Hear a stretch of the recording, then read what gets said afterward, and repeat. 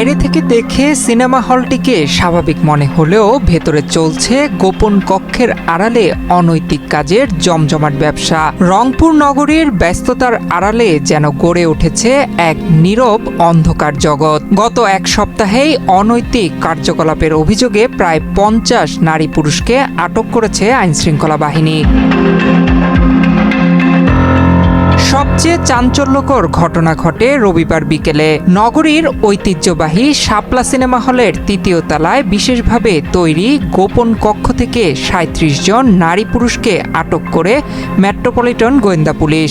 আটকদের মধ্যে ১৯ জন নারী ও ১৬ জন পুরুষ, যাদের বেশিরভাগই স্কুল কলেজের শিক্ষার্থী বলে জানা গেছে। বাকি ২ জন হলটির কর্মচারী। সিনেমা চলাকালীন সময়ে এসব ছোট ছোট কক্ষ ভাড়া দেওয়া হতো, আর সেই সুযোগেই চলতো অনৈতিক কার্যক্রম। গোপন সংবাদের ভিত্তিতে অভিযান চালাতে গেলে প্রথমে বাধার মুখে পড়তে হয় পুলিশকে। পরে বাধা অতিক্রম করে ভেতরে ঢুকে হাতে নাতে প্রমাণ সহ তাদের আটক করা হয়। পরে তাদের মুচলেকা দিয়ে ছেড়ে দেওয়া হয়। আজকে আমরা শাপলা সিনেমা হল, যেটা শাপলা টকিজ, সেখানে একটা অভিযান চালাই। আমাদের কাছে আগে থেকেই তথ্য ছিল যে সেখানে বিভিন্ন ধরনের অনৈতিক কার্যকলাপ চলে। বিশেষ করে স্কুল কলেজের মেয়েরা বা ছেলেরা এখানে আসে এবং তারা বিভিন্ন অসামাজিক কার্যকলাপে রত থাকে।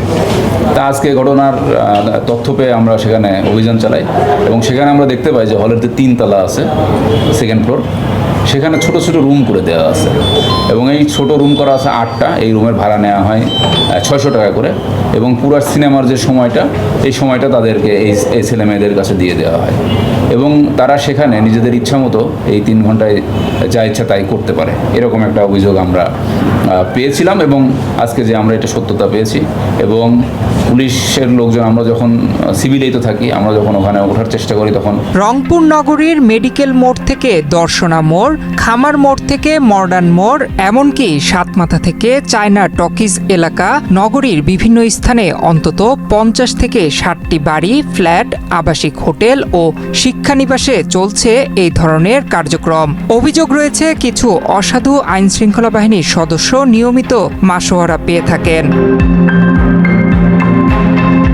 এর আগেও 15 এপ্রিল রাতে স্টেশন রোডের ড্রিমল্যান্ড আবাসিক হোটেল থেকে 13 জনকে আটক করে আদালতে পাঠানো হয়। Desk report.